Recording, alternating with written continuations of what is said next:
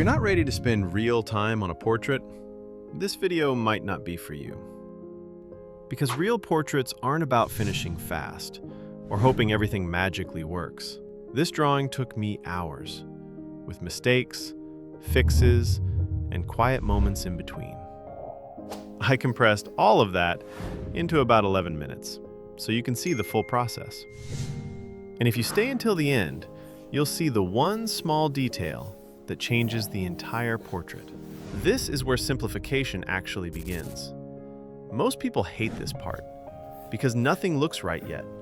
There are no details, no wow moments, no progress you can show anyone. And that's exactly why it matters. So here, I'm just finding the center of the page. I place a simple cross, not because it's academic, but because it gives my eye a reference point. From there, I block the outer shape of the head, the skull, the ear. Now the mouth. This part always tricks me. Too high, too low, too wide, too small. I still get it wrong. What helps me is checking the space between the nose and the chin. I find the midpoint, and I place the mouth from there. And yes, sometimes I still mess it up. That's not failure, that's feedback. The mistake only becomes a problem if you ignore it. Now here's something important. These three main lines decide the entire portrait. Here, the distance under the nose is longer. Why? Because of the beard and the angle of the head. If I followed memorized rules here, this portrait would collapse later. Now I move into the second stage. Before adding anything new, I soften the outlines. Not to blend for beauty, but to calm my eyes. A sharp sketch makes you rush. Then I switch to a darker pencil, a Staedtler 8B. Not because it's special, but because it helps me see values faster. I'm not chasing details yet. I'm aiming for about 60 to 70%. Just enough information to guide the final stage. And this is where most people make a mistake. They start with the eye. I used to do that too. It feels logical. But the eye doesn't fix a portrait.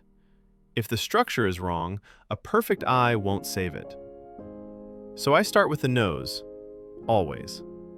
It sits in the center of the face. If something is wrong here, you'll see it everywhere. Details feel safe. They feel like progress. But portraits don't fail because of missing details. They fail because the structure was never clear. I don't draw outlines. I follow the dark areas. Because when values are right, proportions start fixing themselves. Now here's something I want you to notice. All these tools I'm using, you don't actually need them. I use them to save time, not because they create quality. I've drawn full portraits before using just one pencil. That was a challenge. And I still pulled values, details, realism. It's never about the tool, it's about your eye and your patience.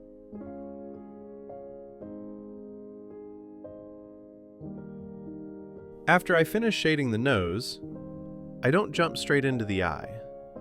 For me, one part always leads to the next. That's exactly why I start with the nose. From the cartilage of the nose, I can start building my way toward the eye. But before the eye, I always work on the eyebrow first. The eyebrow helps me understand where the eye actually belongs. And here's something important.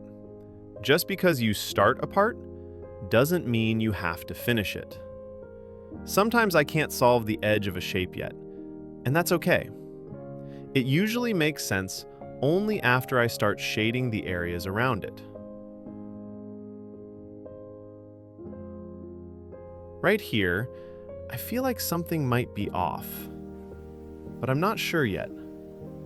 I'll know once I shade more, and once I bring in the second eye.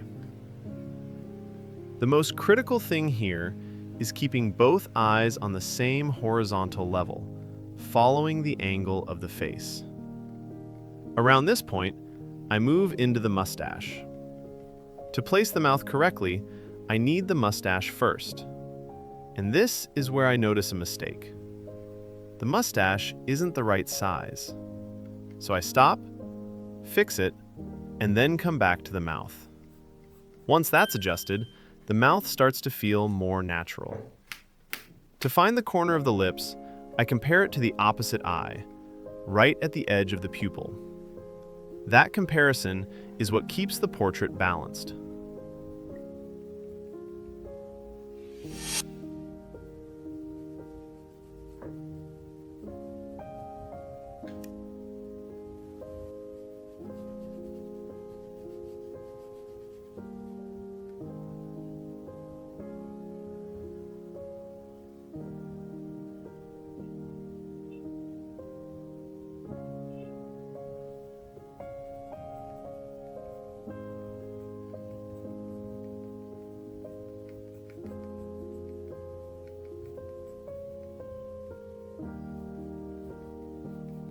Then I move into the beard.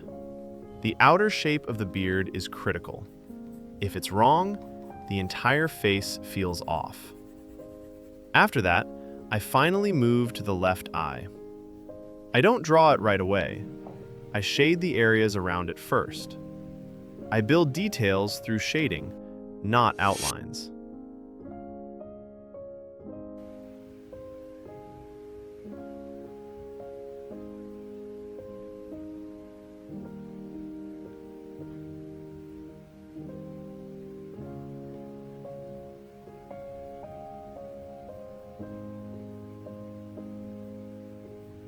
Now I can clearly compare both eyes, and this is where I confirm it.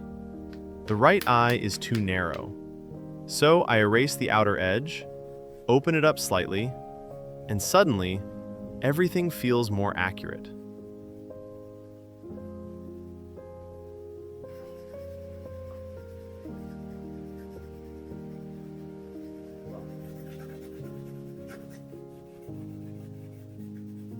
Here I use charcoal powder, and honestly, nothing fancy. No brush, no special tools. Most of the time, I just use my finger. Yeah, my finger. It's not glamorous, but it works. Around this point, I start using the electric eraser. This is where I begin pulling out the gray hair, just lightly. Sometimes I add a white gel pen here, just to push the highlights a bit further. This step is optional. If you don't have it, don't worry.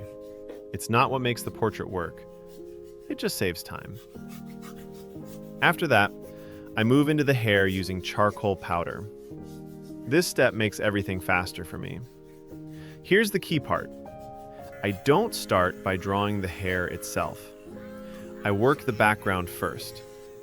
Because the light is hitting the hair, I do the opposite. I darken the background heavily before touching the hair. Then, using the electric eraser, I pull the light back out. You don't need to copy every strand. What really matters is getting the flow and direction right. If the curves and angles of the hair are correct, it will feel realistic, even without perfect detail. Next, I darken the background on the opposite side of the face. At this stage, the face might start to feel different, almost like the proportions changed. That's normal.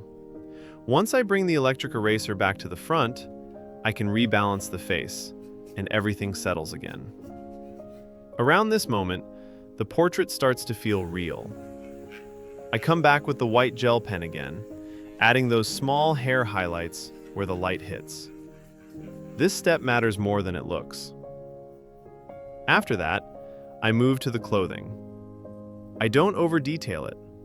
I just make sure the proportions feel right. Then, I shade the ear. I use the 8B pencil here and blend lightly with charcoal powder. That keeps it consistent with the hair and the beard.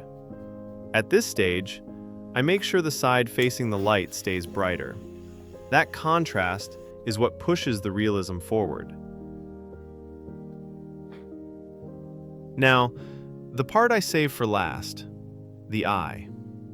This doesn't fix the portrait, It completes it. Everything before this was structure. This is where it becomes human. A small shift here, a tiny angle, and the whole expression changes.